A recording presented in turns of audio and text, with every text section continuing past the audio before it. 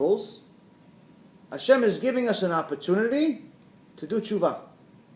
The beauty of tshuva is that it can make everything better. It can make your life, turn your life into something amazing. But Hashem also knows the future. And Hashem also knows that each person has a full potential. Now, to get to your full potential, and let's say at work, let's say you're going to be an investment banker or an architect or an artist or something else, over time you're going to get better at what you do. So if you start today, let's say as an architect, you're level 1. After 20 years, you're level 10. You're really good. So to get to your full potential, it took you 20 years. Hashem wants every Jew to get to his full potential. But Hashem also knows, in a natural way, it's going to take him 20 years or 15 years or 10 years or 50 years to get to his full potential. So he doesn't want you to waste time, because he knows right now you're 25 years old or 35 years old, and it's going to take you 10 years to get to your full potential. But he only gave you 50 years in this world. Already decided, before you came to this world, has nothing to do with your sins. 50 years you have in this world. I give you 50 years to get to your goal. But you're now 35 years old, and you have 10 years to get to your full potential. Now, I didn't bring you into this world to play video games. I didn't bring you into this world to make money. I didn't bring you into this world to have a new girlfriend every day. I didn't bring you into this world to do nothing. I brought you into the world to get to your full potential. So now, when I know that you need 10 years to get to your full potential, I need to make sure that you have 10 years. So when it gets closer and closer to age 40, because he only has 50 years, Hashem is giving you a wake-up call. He says, excuse me, you're running out of time. You need 10 years. You need 10 years. If you start wasting time, 1 year, 2 years, 3 years, you get to the point where you're 40 years old, now you can't get to your full potential anymore. He gives 10 more years, then after that? Why would he give you 10 more years? You're not doing what he says. You have to give him a reason. 10 more years, 50, Right, but that's the thing. We have to give Hashem a reason. So yes, he can change, but it's based on our action. Now, if we continue violating, this is one thing that we need to know. It's also important to know. It's a little hard to hear, but it's the truth. Sometimes Hashem sees that someone that he gave 50 years is going in a direction where it's impossible for him to do tshuva. He's doing so many bad things that by the time he gets to return, he gets to the point of maybe even recognizing that there is a God, he's going to run out of time already, because you only gave him 50 years. That person he could take out of the world early. Even though he gave him 50 years, he could take him early. Why? Because he wants to bring him back, so he starts all over again. The problem with that is that there's a gilgul, yeah. But the problem with that is that we shouldn't rely on that. It's a form of punishment. It's like saying, okay, so I'm not going to do what I want to do. So instead of going to work every day, I'm going to go to a concentration camp for a few months, and then I'm going to come back. No, it's not a good idea. Plus, also, we're not exactly we don't have an abundance of time left for the world. But as far as that person that has the 50 years, what happens to him? How does Hashem give him wake-up calls? Hashem is going to talk to you at your level. We are not Moshe Rabbeinu. Anyone that thought they were Moshe Rabbeinu before this lecture, I'm reminding you, you're not Moshe Rabbeinu. Moshe Rabbeinu was the only one that spoke to Hashem face to face. Even though he didn't see anything, he spoke to him like you and I are speaking right now. He spoke, you spoke back, and so on. Everyone else, every other prophet that we had to be in some type of sleep or some type of meditation. They weren't awake. Moshe Rabbeinu was the only one that was awake when he spoke to Hashem. So we're not Moshe Rabbeinu. So how does Hashem speak to us? Difficulties. Anytime we have a difficulty, that's Hashem talking to us. Someone loses money, Hashem's talking to you. Someone has a problem at home, Shlom Bayit, Hashem's talking to you. Someone has any problem, someone even goes into their pocket, and instead of picking up 25 cents, he takes 10 cents, Hashem is talking to you. Every form of difficulty is Hashem telling you you're doing something wrong. You have to fix yourself. He's not punishing you for no reason. Even though people like to say, oh, kaparat avonot, meaning, a sacrifice for my sins. It's not, Hashem didn't bring you into this world to as a sacrifice for your sins. Sacrifice for your sins is in a different place, much, much worse than this place.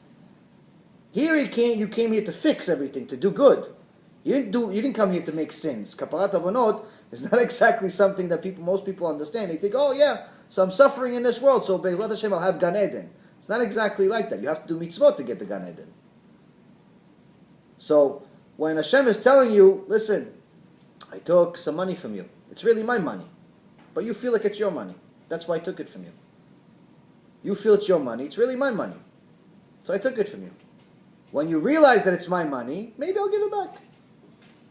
I took some money from you because you think that you're the one that controls the income. So you work on Shabbat. Shabbat's my Shabbat. The money's my money also. You're mine also. So I'm going to take some stuff to remind you that you're mine. Someone has a sickness. Remind you. There's a good story that became famous about 15 years ago in Tel Aviv.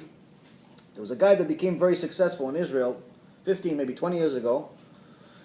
Made $3 million, which in Israel is a lot of money. Made $3 million, he had $3 million of investable money. So he decided that he's going to invest it. So he goes, there was 2 big towers in Tel Aviv that were being built. And he went to see the building. He went to the 17th floor. And they told him, listen, you can buy the entire 17th floor for $3 million. And he looks, he goes, it's not for me. It's nice, but it's not for me. Okay, Beseda. So he goes home, he gets a phone call from somebody he went to school with a long time ago. This guy lives in Romania. And he says to him, listen, I got the right investment for you. He says, what? This lot of land in Romania, it's $3 million exactly. And if you buy it, I'm telling you, the government's going to buy it from you for a lot of money. They're going to develop it, all these promises. He says, you know what? Land in Romania, Tel Aviv, let me go to Romania. He gives $3 million. He buys $3 million worth of land that he's never seen in Romania. Said that.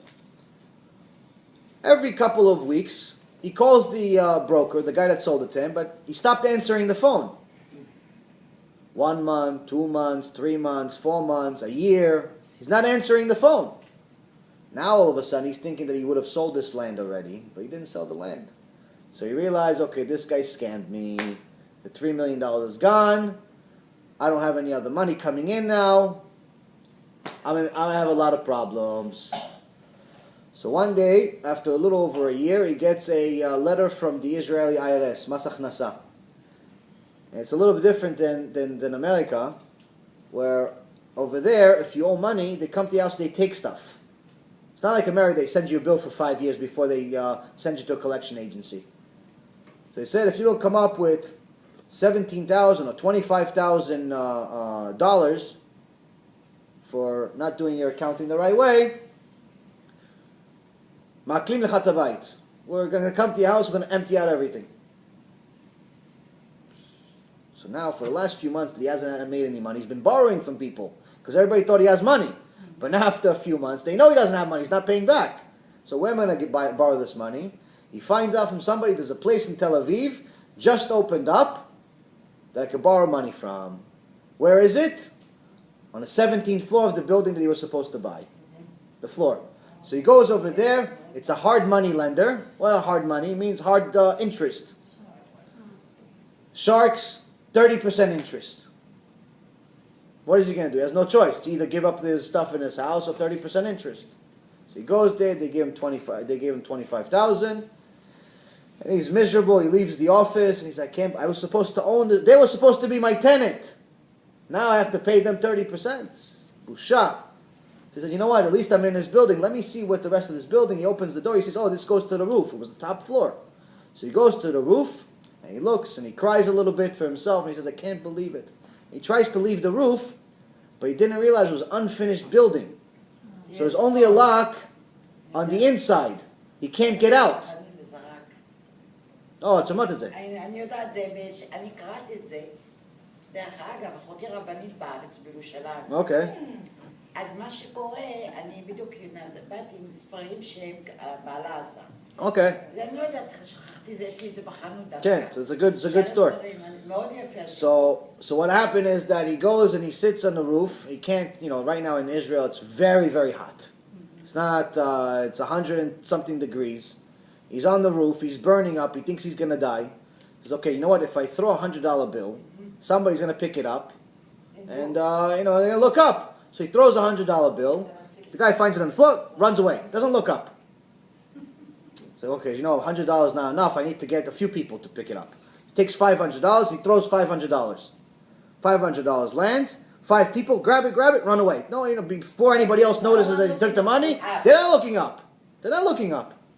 They just pick it up, they run away. He gets so mad, he takes the entire $25,000 and he throws it into the air. Everything lands, bunch of people gather up like mice with cheese. They all take the money, no one looks up, and everyone runs away. Now he has no money, and he's still stuck on the same roof, dying. 17th floor. So he starts crying, and he's like, I'm going to die on this roof. No one, 17 floors. What am I going to do? He's sitting down crying. He looks to his right and he sees there's a bucket of small rocks, chatzatz. There's a bucket over there. He didn't see it before. So he's like, you know what? Maybe if I throw rocks. So he takes one of the rocks and he throws it. It hits somebody in the head. The guy looks at him, starts yelling at him. You can't hear him. He's yelling at him. He's on top. Yeah, he's like, yeah, exactly. So you know what? He takes a handful of rocks and he throws it at him again just to make sure. Yeah. It hits a few people, so obviously they're going to call the cops. The cops come, they open the roof, and he tells them the story. And I said, your story is so strange, there's no way you would have made it up. Fine, they take him home. So he gets home, and he can't believe what just happened. He lost the $25,000, but even more than that, he's like, I don't understand. I threw $25,000 in the middle of the street, and no one looked up. Didn't anybody ever think where it's coming from? Why, it just appears in the middle of the street, 25,000? No one thought, oh, maybe somebody's throwing it? But as soon as I threw a small rock, everybody calls the cops. And that's when he realized it's the same thing like me. When I was making money, I didn't ask where it's coming from. I thought I was making it. But as soon as the guy stopped picking up the phone, and I started having some problems on Mas Achnasa, coming to my house potentially in a few days, that's when I looked at Shemaim and said, Hashem, why are you doing this to me? Why are you throwing rocks at me? He said, from now on I have to find out what this Judaism stuff is. I heard about it. I have to find out. And he says, the day he did this, the day he said this, he got a fax from the guy from Romania. He told him, call me as soon as possible. He calls the guy. After cursing him for 20 minutes, the guy from Romania for not picking up the phone for over a year, the guy says to him, are you finished? He goes, yes. He goes, okay, well, the government is buying your land for like $30 million. Yeah. Not everyone has siyata dishmaya like this, where they get instant results like this, but I guess he had a certain schut.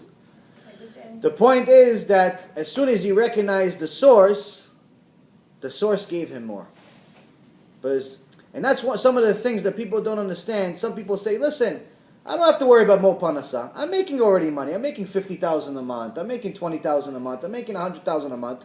Okay, and I don't keep any mitzvot. They don't realize that if they actually kept mitzvot, maybe they make $1 million a month. Maybe they make $1 billion. People don't know the full potential. And that's the problem. If we do what Hashem says, He will do what we want.